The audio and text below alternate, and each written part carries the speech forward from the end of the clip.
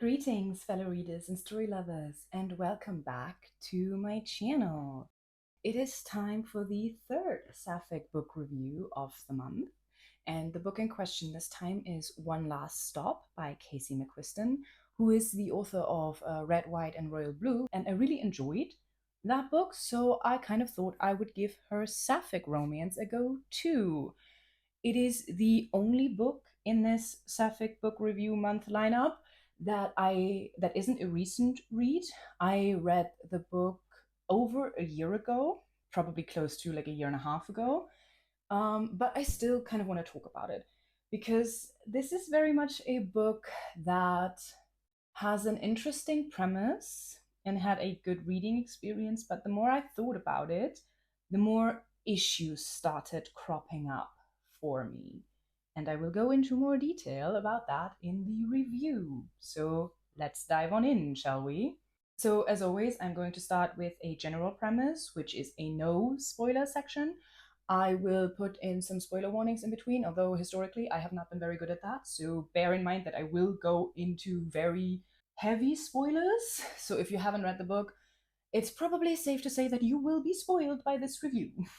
But the general premise of this book that is an adult queer romance with a speculative element, namely time travel. I don't consider that a spoiler because it's literally on the back cover of the book.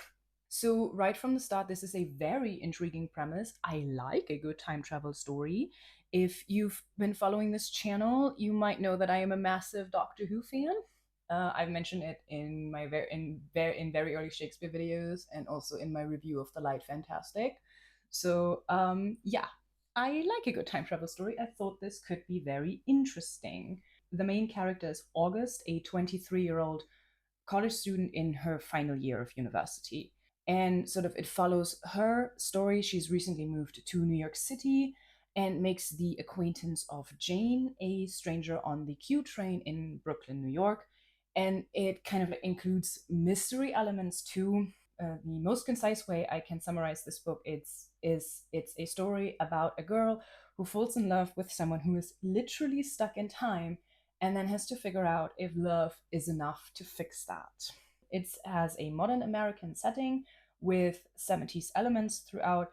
It is very relationship focused, so the main story is the developing relationship between August and Jane. It's a character driven story. And like I said, it's a book that I really enjoyed while reading, but then the more I thought about it, the more issues I started to have with it. But let's start with some positives before we go into any of those issues that I have now repeatedly mentioned. The writing is very readable, very immersive. It kind of immediately pulled me into the story. It's very accessible. At times, it almost felt like it was YA adjacent in readability, and it's very engaging. Almost too much so, like I mentioned, I didn't even realize pretty much any of my issues that I had with the book until I was done reading. I will say though that the chapters are slightly on the longer side. So in the audiobook, the chapters are frequently an hour or even over an hour long. But like I said, I still found the writing very engaging. So even that I didn't really notice when I was reading. It's just kind of that I noticed the audiobook timestamps and I was kind of like, oh, that's a long chapter. Let's also talk a little bit about characters. So I will give a light spoiler warning here. So, like I said, we have August, the main character. I found her very relatable. Like she's very neurotic. She likes to plan everything ahead of time, and she gets kind of upset when things don't go her way. I have seen critiques that people have said that they find August kind of annoying, and I can see where they're coming from. It's just that I thought August to be very relatable. Like she literally plans out every little detail of her first day at the university that she goes to in New York. And like I find myself like relating to that a lot of like trying to plan out every little detail. And then as life will always have it, things going wrong and then her panicking and trying to find a way through that. I found that very relatable. I also thought that she had a lot of potential for character development in the early chapters. I could see her having issues and I could see like how the plot of through the plot of the novel she would start working on those or overcoming those issues. So very good setup. Even with her character, like critiques started cropping up a little bit throughout. So she kind of seemed to me like she almost had like a white savior complex and a little bit of self-importance, kind of like it has to be me who saves Jane. And at the end it almost felt like character regression instead of character development. I will explain all of those issues later in more detail when I will have given a proper spoiler warning, but those are kind of like the light spoiler elements. So like very good potential, very high potential for character development, but a little bit squandered at the end of the novel. Then obviously we have Jane, who starts out as this stranger that August meets on the Q train on her way to university. And then it turns out that she has been stuck on this Q train since the 70s. And this was a very intriguing premise, very good mystery setup. Like, oh, how did she get stuck there? What happened to her?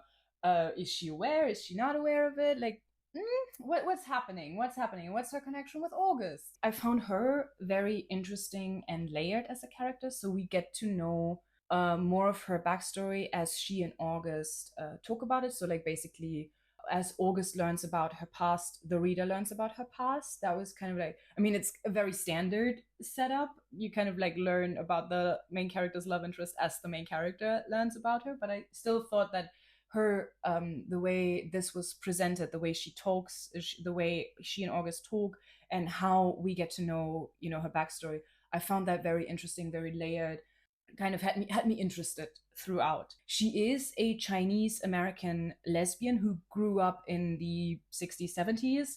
So that's also a very interesting life experience, kind of reminiscent a little bit of the book that I reviewed last night at the Telegraph Club, where we got kind of like insight into queer reality in the 50s. This kind of gives insight into, queer reality in the 70s. And I will say that I got the feeling that the author put a lot of research into that section. There's literally a note at the end of the book where she goes into like her sources and how she researched that. So I really got the sense that, like, she did the research, and her research on that particular subject paid off very, very well. However, even with her character, I have issues, because I feel like the ending doesn't serve her character at all. And again, I will go into more detail when I get into the full spoiler sections, but for now, like, the ending just didn't work for her character for me. We have side characters. At the very beginning, August moves into a flat share, so she has roommates. Those roommates really add to the story. Like, they're all a variation of queer. I want to highlight two characters in particular. One is her trans roommate, and because I especially liked how the reveal that he is trans was handled. So it's kind of like, it's just August sees a picture of him on the fridge, which is from his childhood. So obviously, when he was still, living as a girl, growing up as a girl, and then it's kind of like, oh, that's me. And then kind of like he explains a little bit about that, but then it's never dwelled on again. And I thought that was like so very well handled. Like, this is kind of like how I want trans reveals to be done in books. He becomes this advisory character for August, and I really liked him in that role.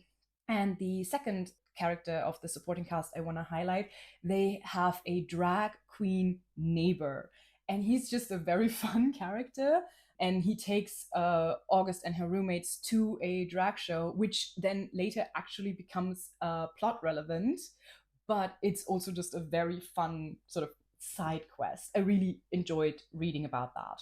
And like the character itself was just very fun and also added like very interesting life experience again. So like generally the book felt very LGBTQ inclusive. Like I said, every kind of like almost like every color of the rainbow was represented in it. Really like those roommates. Don't even have any issues with them. Just they're a fun addition. Also, August's mother plays a role. They have a very tense relationship with each other, pretty much from the start, from the get go. which again, kind of like a very typical setup for a novel. Just kind of like potential for development was very clearly there. The reason pretty much the relationship is tense is because August was very parentified, very much dragged into her mother's issues from a very young age. And then, as it later turns out, the mother lied pretty significantly about August's grandparents. I will say this was all very good for conflict. I mean, a novel needs conflict, and it needs, set up for conflict. It needs the conflict to kind of come to a head, and then it needs to resolve the conflict. But the resolution very much is my problem, because I felt that all of that potential for conflict just lacked proper narrative resolution by the end. Let's talk about that now. Let's get into the plot and my myriad of issues with it. This is your major spoiler warning. I don't think you can watch this review any further if you haven't read the book and if you don't want to know any spoilers about this book. So be aware of that. Let's start with the positives first. So I think the time travel concept works. So like I said, we have Jane from the 70s, and how even like all of the plot threads that tie into kind of like saving Jane, getting Jane unstuck from this Q train, all of that ties very neatly together and works very well. The mystery elements, like kind of like trying to figure out what happened to Jane, why she's stuck there, how she got to be there in the first place, all of that was very engaging. I kind of like found myself speculating along, like, oh, how's this going to resolve? How's this going to play out? I find myself kind of like guessing along. So that all worked. There is a storyline with August's uncle. I kind of hinted at that. So that is kind of like the baggage that the mother has. Her brother disappeared in the 70s and has been a missing person and presumed dead. And August's mother has pretty much spent most of her life, so ever since the uncle disappeared, ever since she grew up and started having a life of her own, she spent her life looking for him, because she was very adamant that he cannot be dead. And she kind of like roped August into that, like kind of from a very young age. August did sort of PI work to try and find him. And then it turns out that Jane knew him. And so, in that kind of like exploration of who Jane is and how she got to be where she is now, she tells August about what happened, namely that there was a fire in a gay club in New Orleans, which I then found out from the author's note that this was a real event, this really happened. And people were trapped because there were bars on the windows. I forgot the reason why there were bars on the windows. So people were trapped and couldn't get out and pretty much burned to death by and large. And this is kind of like presented as what happened to the uncle. He was there, he was working that night, and that's what happened to him. Also, like, because Jane kind of like also says that she then never heard from Augie. The uncle's name is also August. Like, August is named after her uncle, but they refer to him as Augie. And just Jane never heard from Augie again afterwards. So this gives you the sense that the uncle really did die in that fire in the gay bar. And I thought this was kind of like, this really tied August and Jane together, like August the protagonist, not August the uncle. And it kind of like made their storylines converge, and it made sort of like, it made it all tied together very, very neatly. And also, this was one of the chapters where it was just really impactful to read. It was really impactful to read about Jane telling her the story of like how all of this came to be, and how the club caught fire, and how there were like many people who died. This was just a very impactful read. However, it later turns out that the uncle didn't die in that fire. He was just ashamed that he survived, so he had survivor's guilt, and never contacted anyone and just disappeared. And then he died years later in a car crash with his boyfriend. So the end result is very much still the same. He is dead. Why did you make him survive that god awful fire just to then have him die in a car crash a couple of years later, anyways? Because it completely breaks that connection from Jane and August's storyline. It makes that resolution feel so, it doesn't feel like a resolution. It feels like going back. And like I said in my last review, I will try to find like reasons for why this is there, even though I disagree with it. So what I assume is that it's better that he died happy. So he died in this car crash with his boyfriend. He was on the way, maybe to reunite with his sister or like trying to find her or something like that. So the implication is he died happy instead of sad. But here's my issue. Even in a romance novel, things can be sad, especially when they serve the narrative, which the initial presentation of that storyline did. It very much served the narrative. Things can be sad. Things in real life are sad. I can deal with things being sad even in a fluffy romance novel. Like it felt almost patronizing. Like, oh no, he didn't die. It isn't a sad story. It isn't a sad story. Here's a happy ending. Yeah, but he's still dead. So it's not much of a happier ending to begin with. And it destroys all of that perfect integration and build-up you did in the beginning. Just let things be sad. I said I was going to talk about the positives. The positives and the negatives are almost, they're so intertwined, I can't really separate them. So even though I'm now kind of like talking about more positive things, the negatives will slip in. I'm sorry. Another plotline is kind of like August starts working in a privately owned pancake shop. At one point, this pancake shop is supposed to be bought out by a chain store, and August and her friends, her roommates who also work in the pancake shop, try to stop it. And then this ties into the mystery storyline is slash the Saving Jane storyline, which I thought was very, very good integration. Like it was a very good kind of convergence of plot threads. Really like that. However, even with the pancake shop, there were some issues, which I will get into, because now we're starting to get into very overt critiques. This is an LGBTQ story, so obviously you would expect there to be LGBTQ themes in it.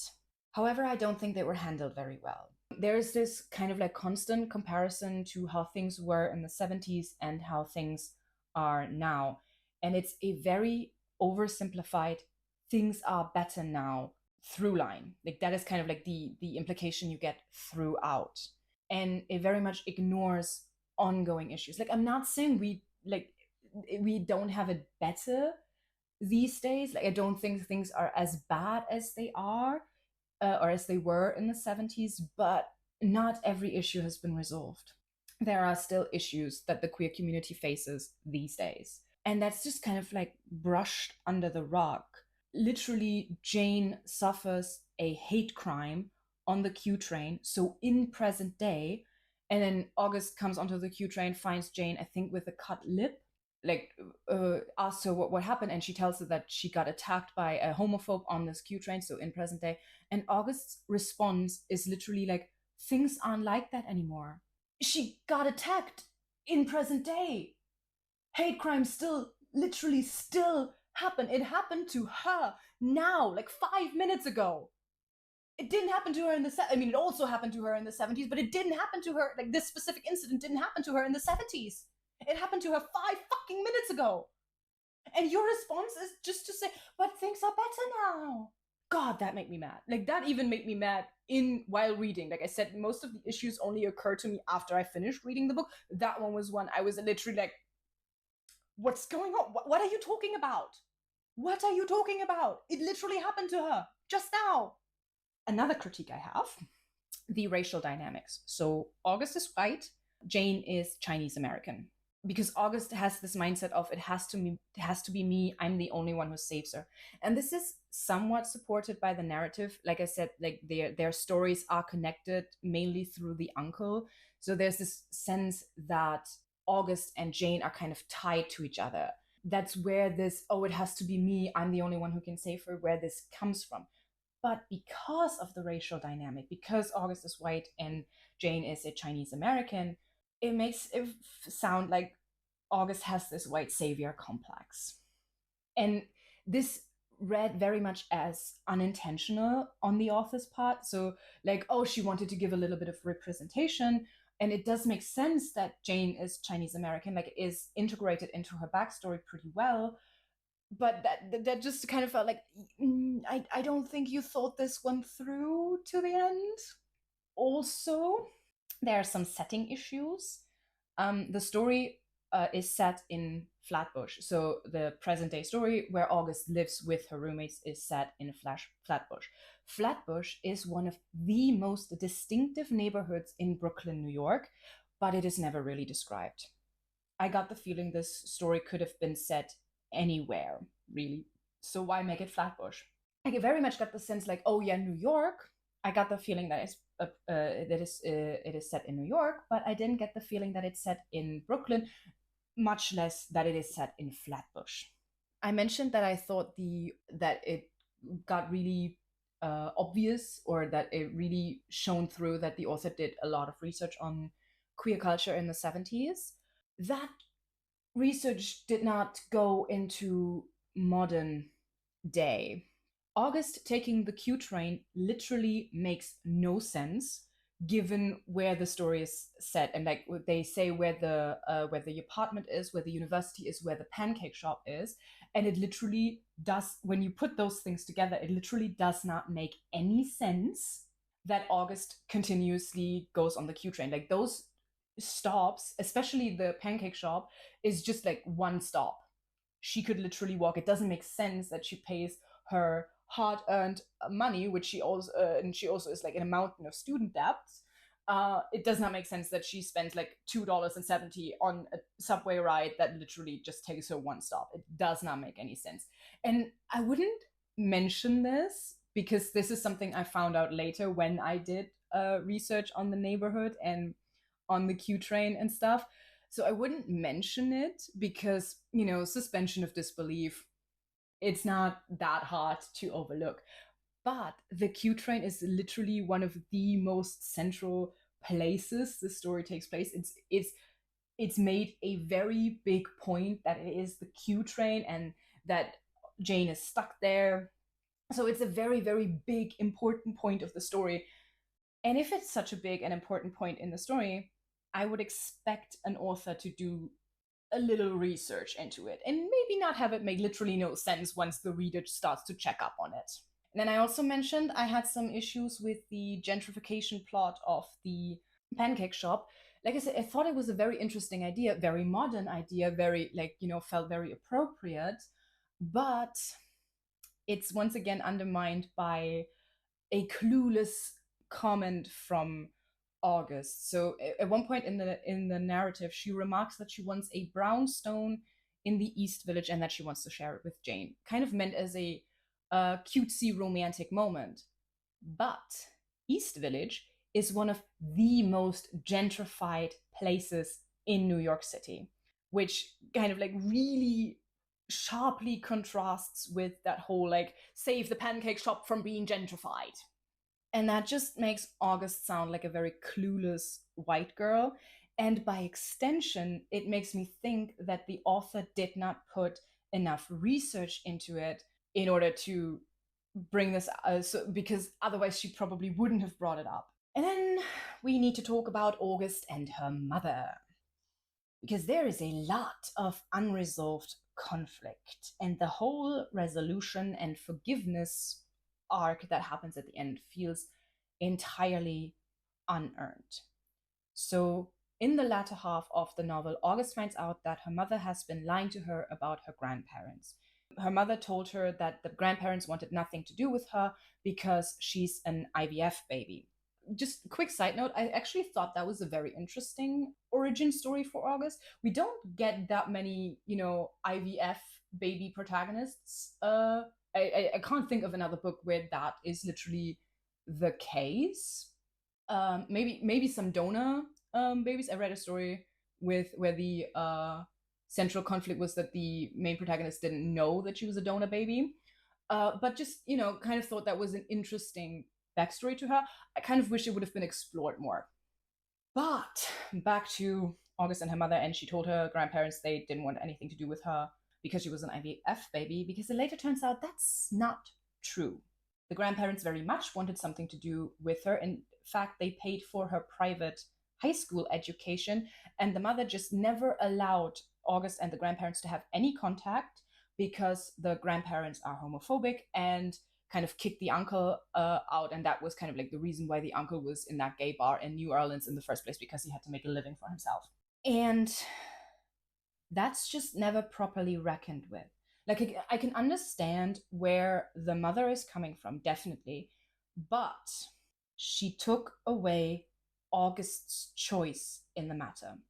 And that is never properly reckoned with. August has this comment of like, oh, I wouldn't have to drown in a mountain of student debt. I could have just asked my grandparents for help, but you literally told me they never wanted anything to do with me.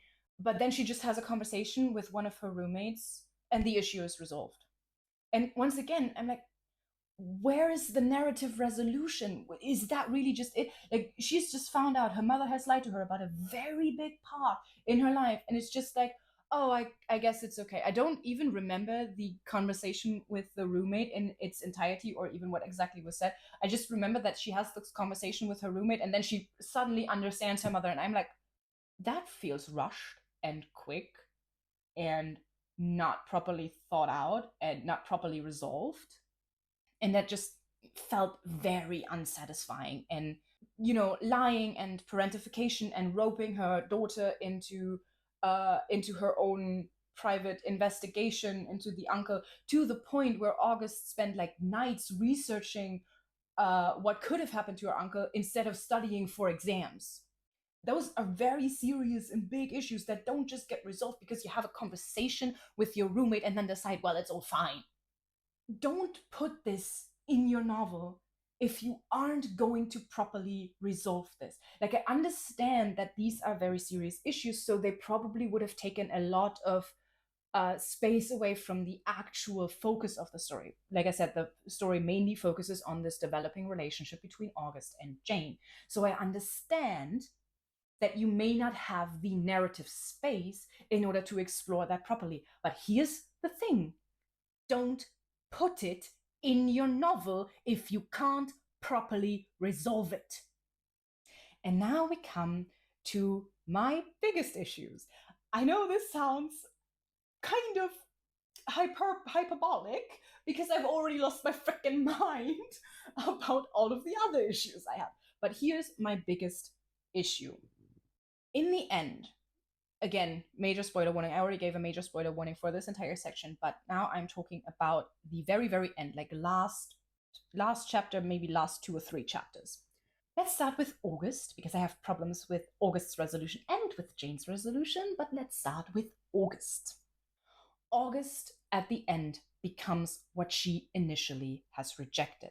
She decides to become a PI and try to find people in order to give, their relatives inner peace. And that is exactly what her mother has forced her into her entire life and what she moved to New York to get away from. This is not character development. This is circular. And I have only very, very rarely seen that kind of circular ending work out in a way that is satisfying. Pretty much the only one I would trust to do this is Sir Terry Pratchett. For anyone else, to me, again, personal interpretation, personal pet peeve, personal opinion, to me, circular endings feel pointless because they put the main character back where they started. In the case of this book, it is even worse because August starts out as rejecting that path. And then she willingly chooses that path despite everything that she learned about her mother, despite everything that happened with her mother. And I understand that this is a result of her finding forgiveness for, everything that has happened with her mother. I understand that this is kind of like to show that she really, truly did find peace with, with her mother, with the relationship with her mother, with the whole thing with her uncle. But since I have an issue with the whole resolution of the relationship with her mother and the whole storyline with the uncle, I have an issue with this as well. Because she doesn't just go back to where she started, she goes back further than that. And this is what I meant at the beginning when I said this felt like character regression. Now let's talk about Jane's ending. First of all, I want to say that throughout the book, there was a lot of ambiguity over whether she ends up back in the 70s or in present day. And throughout the story, I genuinely wasn't sure what was going to happen to her. And the ambiguity worked really, really well. Like I said, it kept me guessing, but it also resulted in me kind of like throughout the reading process questioning, what do I want for Jane? What do I think would make a good narrative conclusion for her character? And as more and more of her story was revealed, it seemed to make so much more sense for her to return to her own time. She also ran away from home, or kind of like walked away from her parents before her parents could reject her for being queer. And then kind of like traveled through the United States, met August. And before, like literally right before she got stuck on the Q train, she wanted to go back to her family and reconcile with them. So that was literally what she was getting on the Q train for. She was going to the train station to get on a train to go back to her parents, to her family, and reconcile with them and reunite with them. And as this was revealed in the story, I found myself thinking, then she has to go back.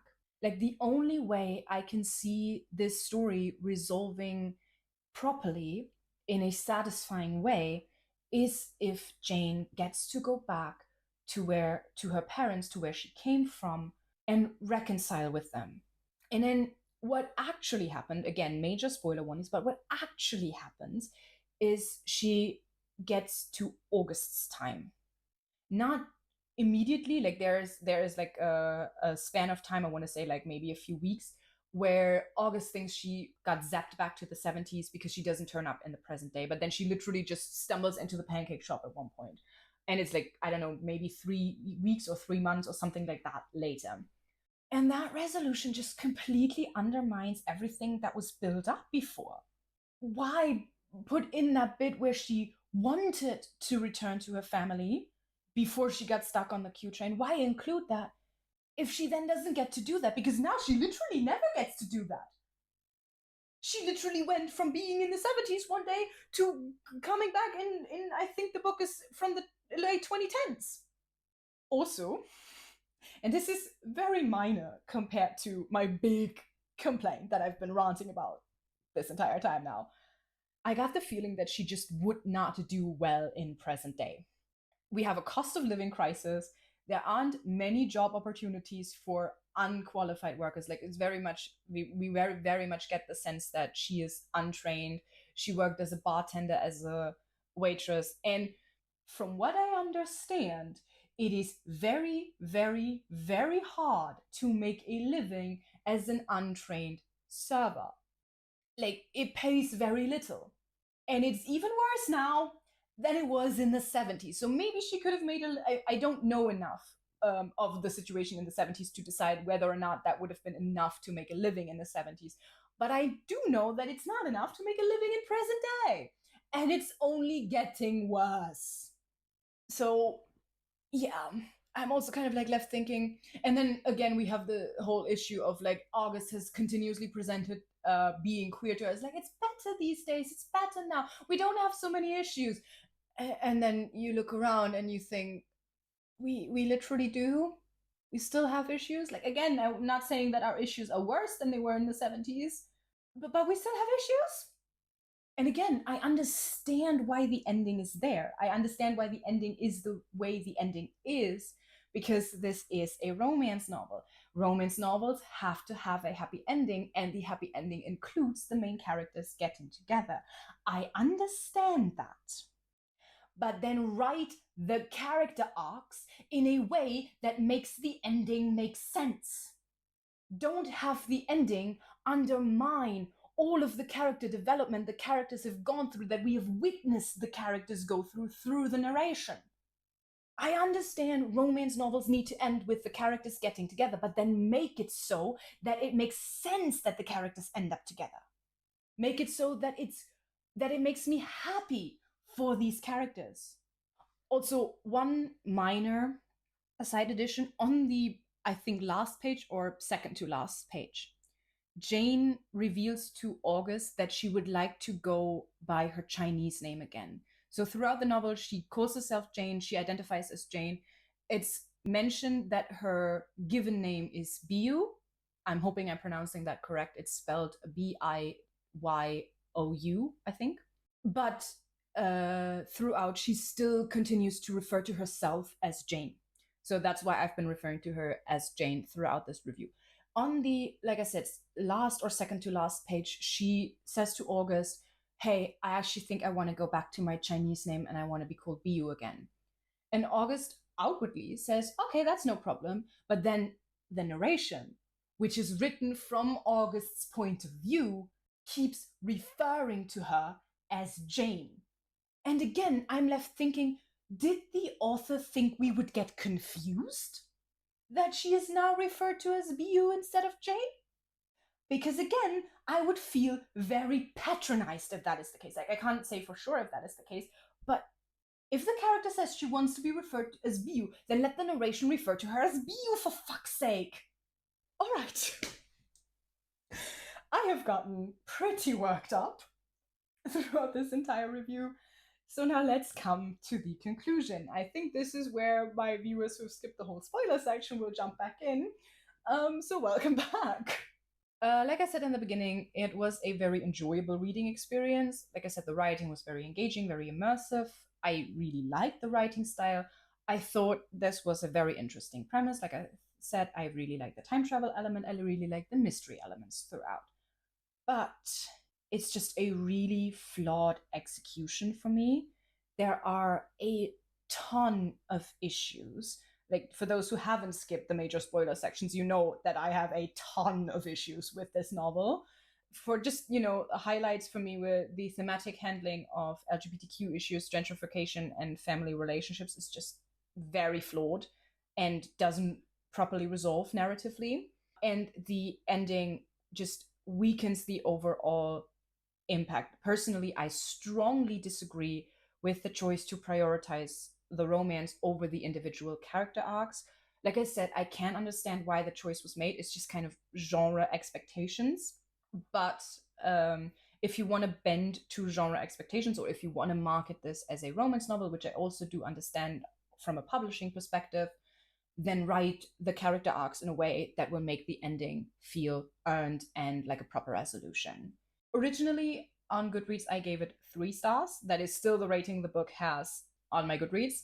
But the more I think about it, the more I think I rated it more positive than it deserves credit for. I think if I were to rate it now, I might still give it 3 stars, but it would be more along the lines of 2.5 stars, which you would round up to 3 stars. But I think on a bad day, I might rate it 2 stars. It's just I don't like rating books badly because I know the effort that goes into writing a book. I have tried several times to write a book myself, so I feel very bad when I give books bad reviews. So it will probably stay at a 3-star review, but I have major issues with this book. So I think it's fair to say I will not be rereading this book, but I am very glad that I got everything off my chest just now. So thank you for watching. But for now, this is me signing off. Thanks everyone for watching. If you enjoyed this video, please make sure to like, share, and comment down below. And don't forget to hit subscribe if you don't want to miss any of my future videos. I also have a Patreon that you can subscribe to, starting at as little as $2 a month, which gives you early access to any of my videos. Higher tiers include access to exclusive Patreon-only content and the chance to suggest books, plays, or poems for any future analysis. For now, that is it from me, and I'll see you next time.